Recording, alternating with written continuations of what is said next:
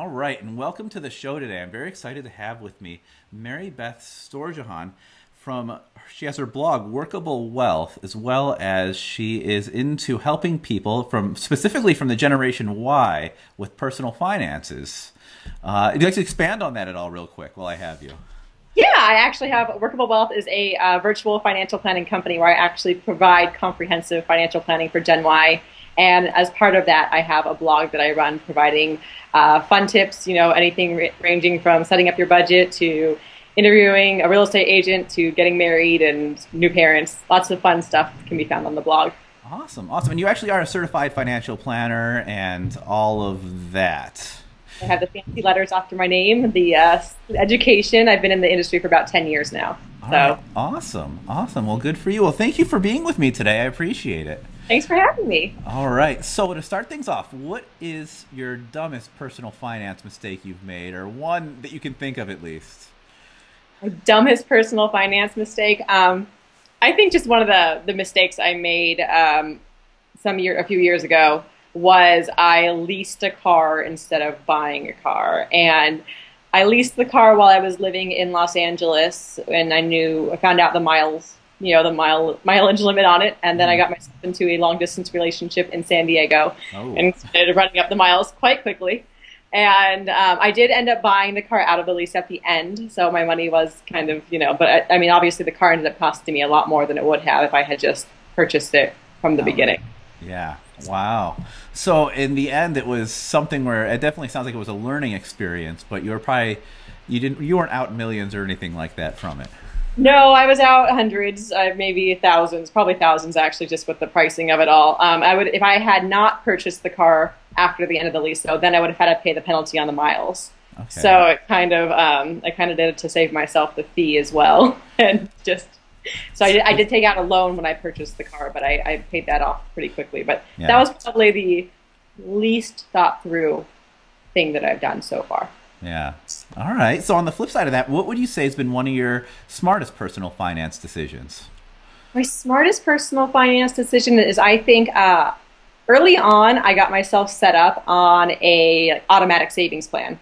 So I would just basically have the auto transfer from my checking to my savings each month, even sometimes from my paycheck to my savings. Whether it was $50 or $100, I just constantly was building, even when I was in college, because I had a job. And I think that was one of my best moves, and just one of the habits that I created early on. And above and beyond that, if I had anything left over, I would still throw into savings. But no matter what, I was still getting started early and building up my fund, and it set me up pretty well. I'm 10 years in the industry now, so I feel pretty confident. Nice. So just automating it early on is really. And I think that's the key probably to everyone, what everyone should be doing, but it's very few of us, I think, unfortunately, start out doing that when we should. Yeah. And I'm sure you run into that a lot, especially in your profession with what you're doing and talking to people. Do you run into people as they come into you with nothing, and you kind of help get them on the right track? Oh yeah, I have people come into me with a negative, and I help get them on the right track. So, a lot of people say that the big part of what I do is an accountability coaching program as part of the financial planning. So people they know what they should be doing, but they're not doing it. And so they'll come to me and they'll say, I should be saving $500 a month or $1,000, but I don't know what happens to it. I don't know where it goes. And it's also the mentality of, a lot of people want to always say, I want to learn about investing, but then I have to say, do you have an emergency fund? Yeah. And say no. And then I say, okay, we have to start there. Happy to educate you on investing, but you need to have your emergency cushion first. So I do see a lot of people don't have even just the basics set up. Yeah. Yeah. And unfortunately, I think that is the case. But it sounds like you actually started your family. I think you're saying your family and have a lot of close people to you, unfortunately. Well, and fortunately, that make sure that you were on right track and started out the way you should be.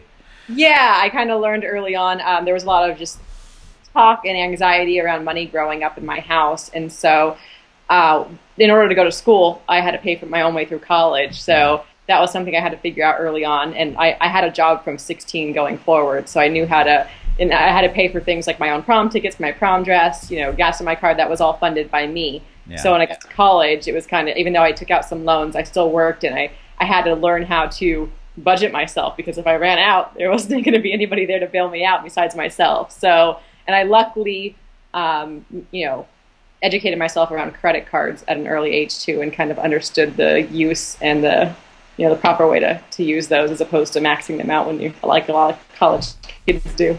Yeah, well, great. Well, thank you so much for sharing that with us today. I appreciate that.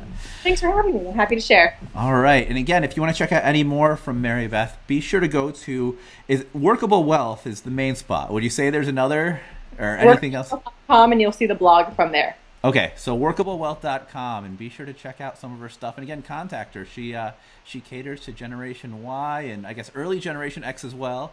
Yep. But I'm sure she wouldn't turn you down if you were anyone else necessarily. But yeah, be sure to check her out. Thanks again, Mary. Thanks.